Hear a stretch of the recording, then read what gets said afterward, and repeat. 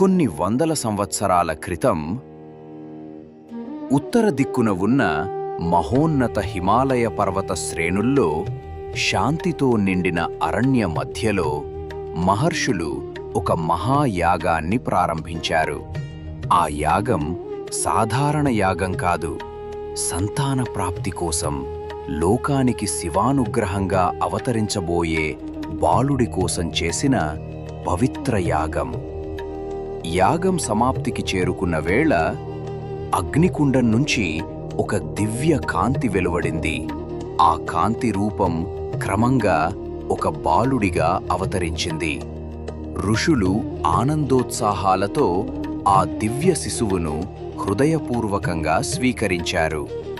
అయితే అదే సమయంలో ఆ ప్రాంతంలో సంచరిస్తున్న రాకాసి అనే రాక్షసి ఆ బాలుడి దివ్య ప్రకాశాన్ని గుర్తించింది. లోకానికి మేలు చేసే ఆ శిశువు జీవించకూడదనే దుష్ట సంకల్పంతో ఆమె హిమాలయ శిఖరాల నుండి దూసుకొచ్చి శిశువును అపహరించింది.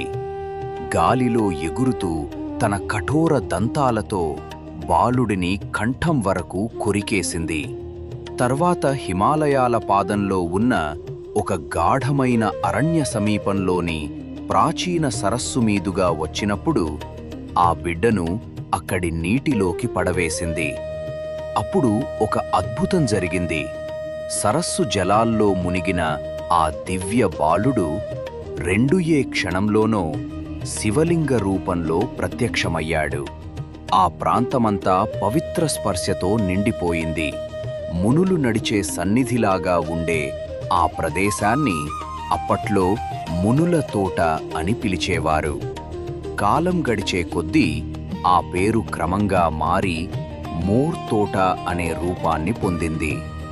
ఇప్పుడు మనం భక్తితో దర్శిస్తున్న దక్షిణ భారతదేశంలో అత్యంత పవిత్రమైన క్షేత్రంగా పేరు పొందిన దక్షిణ కాశీ మోర్ తోట పుట్టుక ఇదే.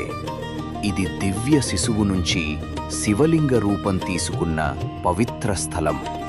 మన పూర్వీకులు ఆరాధించిన, మనం నేటికీ తరిస్తున్న దేవీ దేవతల ఆశీర్వాద క్షేత్రం.